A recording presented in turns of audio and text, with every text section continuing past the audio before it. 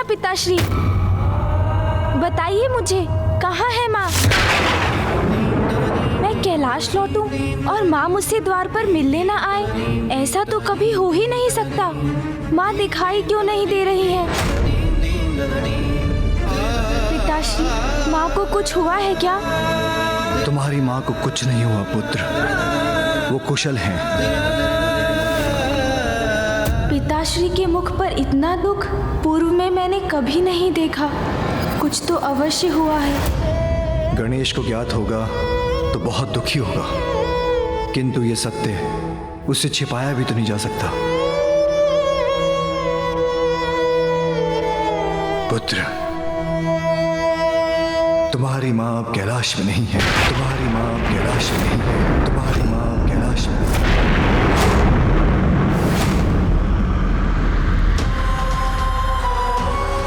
मैं समझा नहीं पिताश्री, माँ कैलाश में नहीं है तो कहाँ है? तुमसे बहुत बड़ी भूल हुई है, तुम्हें कैलाश छोड़कर जाना होगा। वो वहां है जहां वो अपनी भूल का प्रायश्चित कर रही हैं। भूल? पश्चाताप?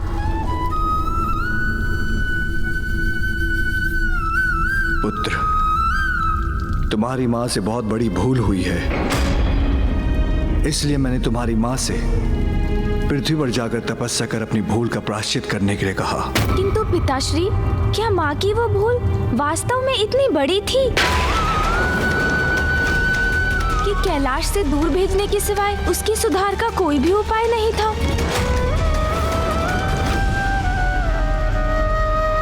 गणेश, मैं तुम्हारी भावना समझ रहा हूं पुत्र। एक पुत्र की दृष्टि में उसके माता पिता से कोई भूल नहीं हो सकती। भूल तो हुई है आप दोनों से, किंतु माँ को दूर भेजने की भूल तो आपसे हुई है पिताश्री। पुत्र, पुत्र, पुत्र।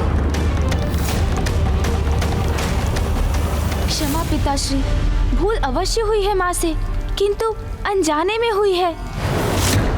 वो तो बस क्रीड़ा कर रही थी, क्या उन्हें इतना भी अधिकार नहीं?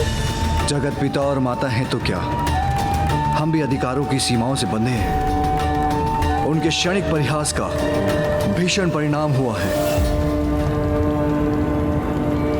अंधक का जन्म।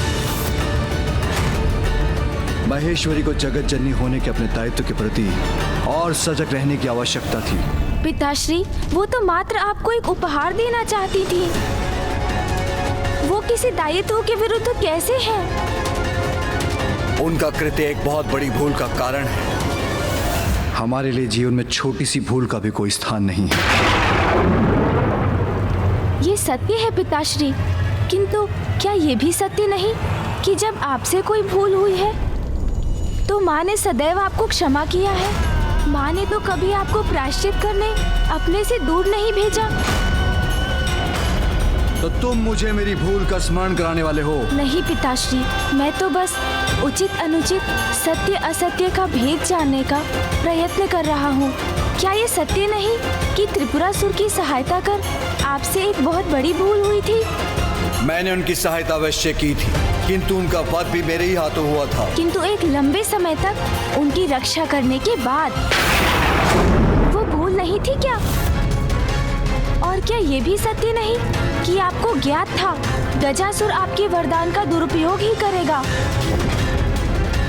तब भी आपने उसे वरदान दिया और उसने आपको ही अपने उदर में रखकर संसार के लिए एक महासंकट उत्पन्न कर दिया।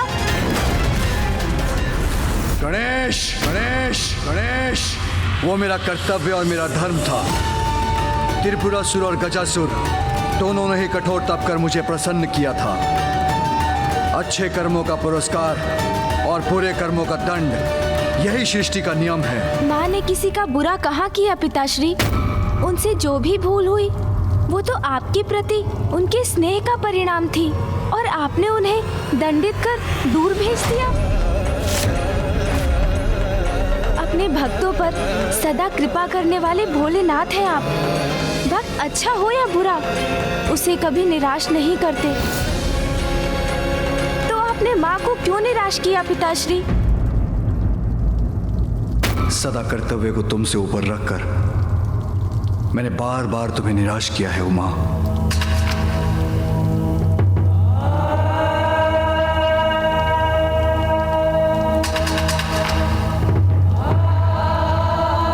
मुझे क्षमा करें पिताश्री, ये सब कहकर आपको दुख पहुंचाने का आशय नहीं था मेरा।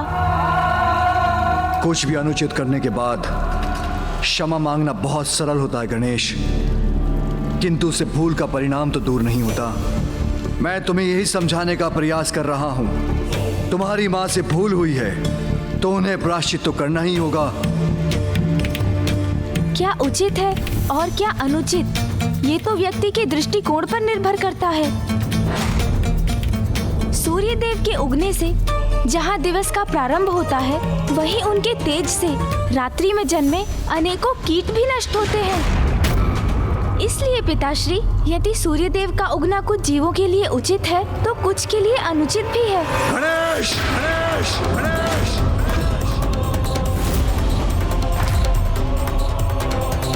क्या ये सत्य नहीं पिताश्री कि वास्तव में आप मुझसे नहीं स्वयं अपने क्रोध से क्रोधित हैं? मैं जानता हूँ ये सत्य है।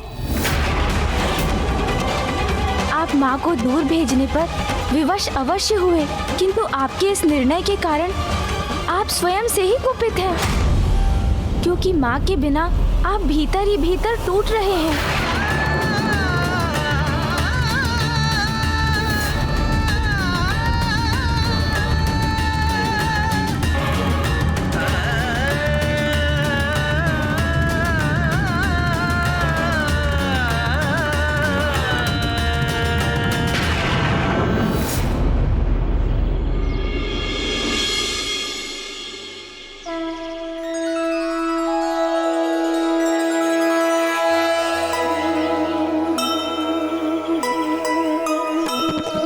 नियति ने कैसा ये खेल है खेला,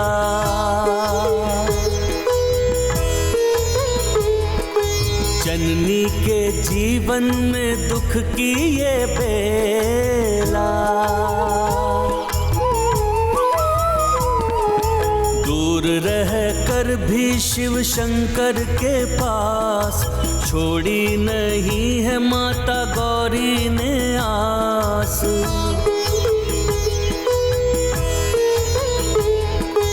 किंतु माता कर रही भोले का ध्यान, शिवलिंग को जल से कराया स्नान। धन्य है माता, धन्य है शंकर भोले, दोनों एक दूजे का प्रेम नहीं भूले।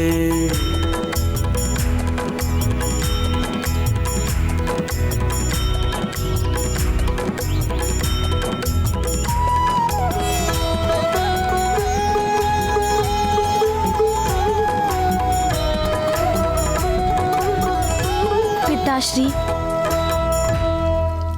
मुझे ज्ञात है आप माँ के वियोग की अग्नि में जल रहे हैं।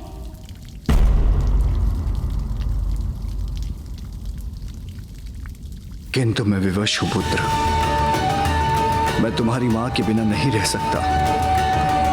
किंतु मैं अपना प्रायश्चित पूर्ण किए बिना यहां वापस नहीं लौट सकती। उचित है, फिर तो कोई उपाय ही शेष नहीं है पिताश्री।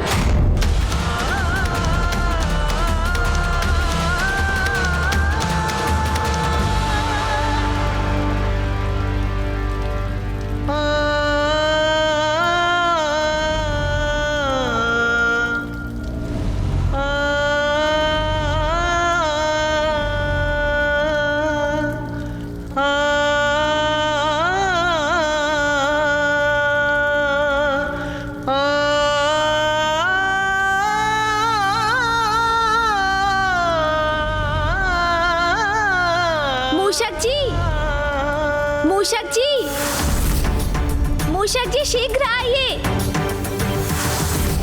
मूषक जी, मूषक जी,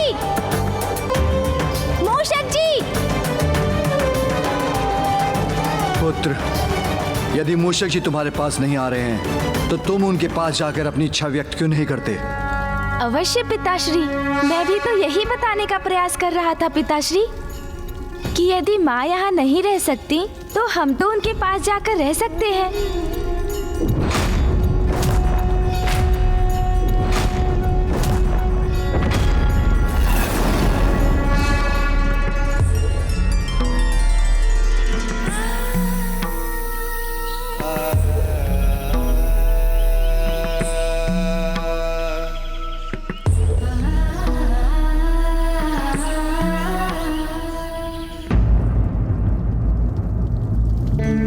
पिताश्री, संतान का संसार तो माता पिता के संयोग से पूर्ण होता है। आप दोनों का वियोग मेरे संसार को अधूरा कर देगा पिताश्री। पुत्र, तुम्हारी माँ के बिना तो मेरा संसार भी शून्य है। मेरा कैलाश तो वही है जहाँ उमा है, किंतु जो हुआ, क्या उसके बाद तुम्हारी माँ मुझे अपने साथ रहने की अनुमति देगी? ये तो उनसे पूछने पर ही ज्ञात होगा। आप अनुमति दे तो मैं जाकर आपका संदेश उन तक पहुंचाता हूँ। ठहरो गणेश, किंतु मैं दुखी हूँ। ये बात उमा से मत कहना, अन्यथा वो और भी दुखी हो जाएंगी। और मेरे वहाँ आने की बात पूछते समय अवश्य इस बात का ध्यान रखना कि आप चिंता मत कीजिए पिताश्री, माँ की ममता अपने पुत्र को निराश नहीं कर सकती। क्षमा करें प्रभु, आपने बुलाया किंतु मैं समय पर नहीं आ सका। धन्यवाद मूषक जी कि आप समय पर नहीं पहुँचे।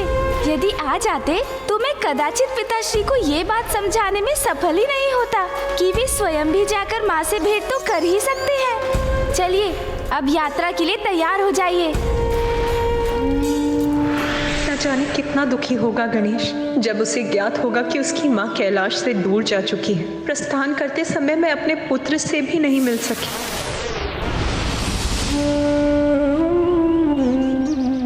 भोजन का भी समय हो गया है। स्वामी ने भोजन किया होगा कि नहीं,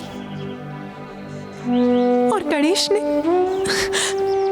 उसे तो भोजन अत्यंत प्रिय है। मेरे पुत्र गणेश को बहला लीजिएगा नाथ। यदि वो मेरे बिना भोजन अस्वीकार करे तो उस पर क्रोध मत कीजिएगा। अब तो आप ही उसके साथ हैं, इसीलिए आपको धैर्य रखकर ये निश्चित करना होगा कि वो भोजन समय पर कर रहा है।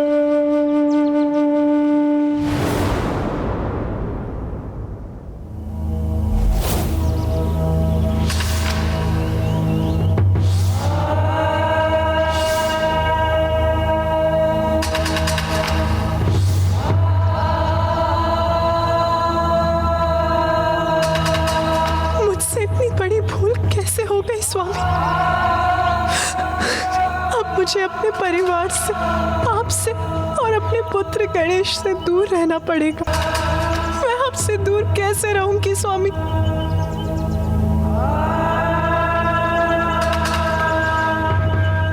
माँ, माँ, पुत्र, माँ, पुत्र, नहीं नहीं, ये मेरा भ्रम है। गणेश यहाँ कैसे आ सकता है? माँ, पुत्र गणेश का स्वर तो यही कहीं से आ रहा है।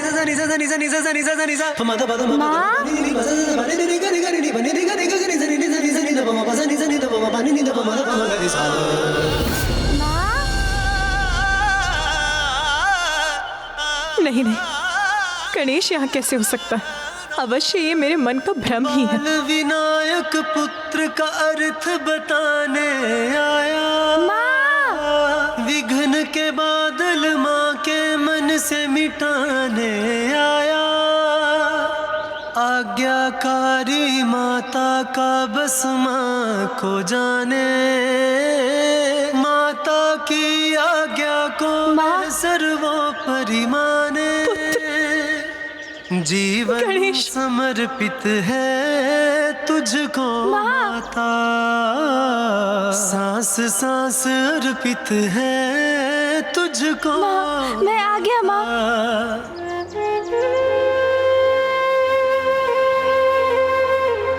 मुझे क्षमा करना पुत्र, मुझे तुमसे भेंट करे बिना ही यहाँ आना पड़ा। माँ, किंतु अब तो मैं ही आ गया हूँ आपके पास। अब आपको चिंता करने की कोई आवश्यकता नहीं है। किंतु पुत्र, तुम यहाँ आए कैसे? तुम्हारे पिताश्री को ज्ञात है कि तुम यहाँ हो? माँ, मैं अकेले कहाँ आया हूँ? कौन आया है तुम्हारे साथ? माँ, पिताश्री का विचार कर प्रसन्न हो रही हैं, अर्थात वो उनको यहाँ आने से मना नहीं करेंगी। माँ, मेरे साथ नंदी जी, तोतला जी, श्रृंगी जी और कौन पुत्र? और अन्य गण भी आए हैं।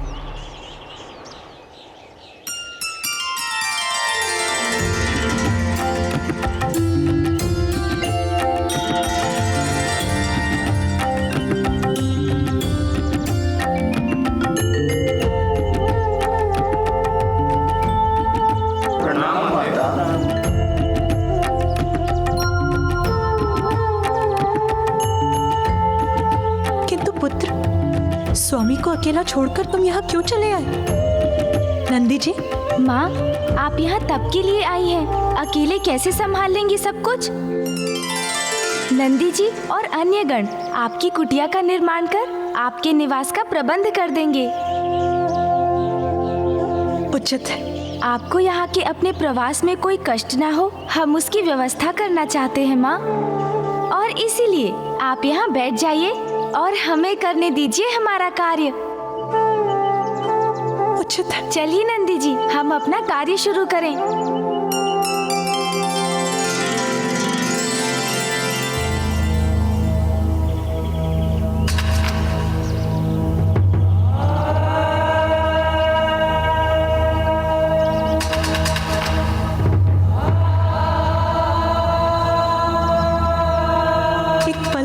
मुझे लगा कि आप आए हैं प्रभु, फिर अपनी इस भूल का भी आभास हो गया, क्योंकि आपके लिए तो कर्तव्य से ऊपर कुछ नहीं।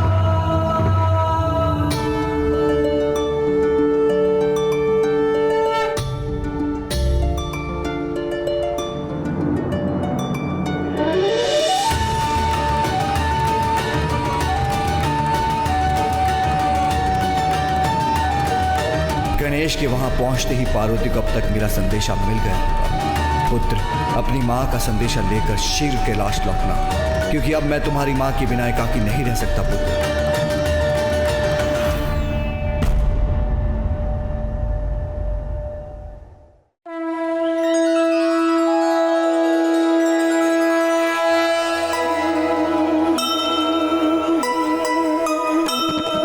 माता का ध्यान रखे एक दंत देवा,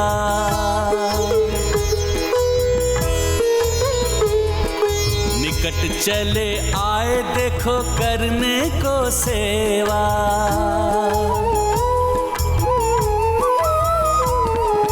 नंदी और गण के संग कुटिया बनाए, अनुराग आदर से उसको सजाए।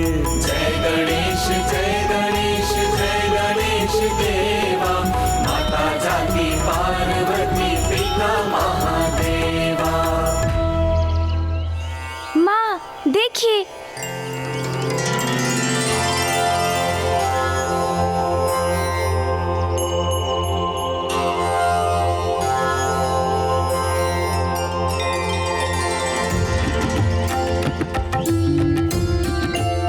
आइए माँ, आगे चलिए ना।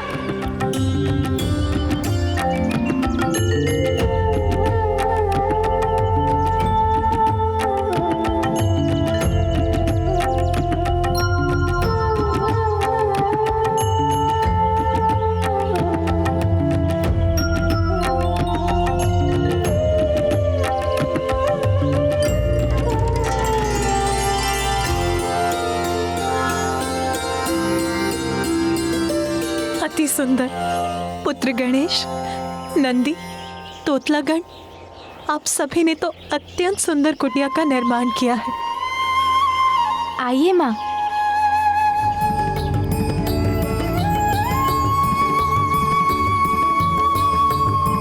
माँ, वो देखिए, बैठने का स्थान।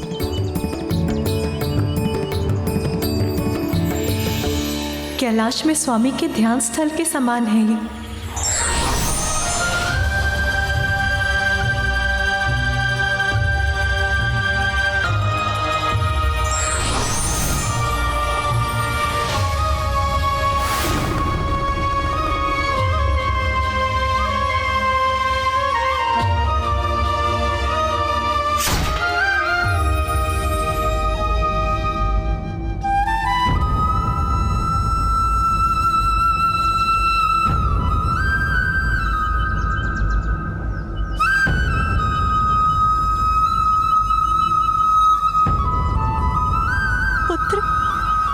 सभी कुछ अत्यंत सुंदर है, किंतु मेरे एकाकी के लिए ये कुटिया अत्यंत विशाल है। और ये ध्यान स्थल पिताश्री के लिए सर्वथा उचित है ना?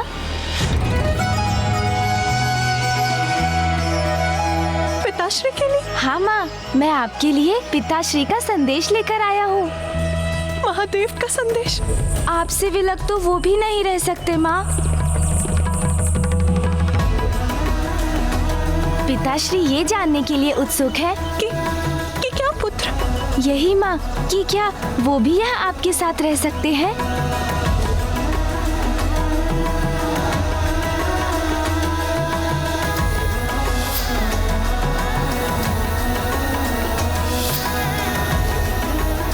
माँ बताइए ना, पिताश्री आ सकते हैं यहाँ?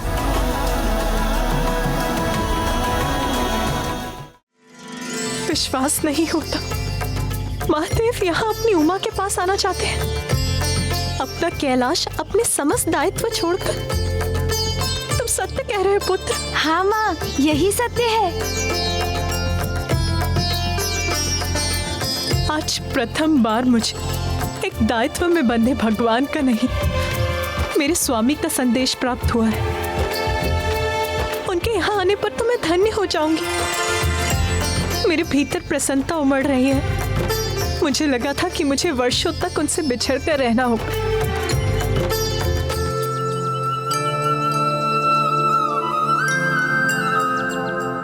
किंतु पुत्र, महादेव के तो अनेकों दायित्व हैं। उनके भक्त, उनके कर्तव्य, उन सभी को छोड़कर वो यहाँ कैसे आ पाएंगे? हाँ माँ, पिताश्री अवश्य आएंगे।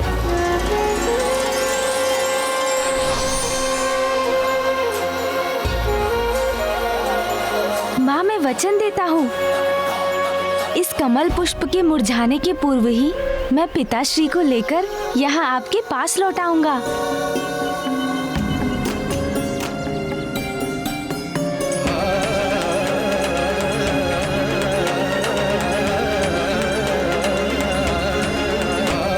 ऐसा प्रथम बार हो रहा है जब उमा ने महादेव के लिए अपने कर्तव्यों को इतनी प्राथमिकता दी। उमा, मैं तुम्हारी प्रतीक्षा कर रहा, हाँ, ताकि मैं तुमसे आकर भेंट कर सकूं।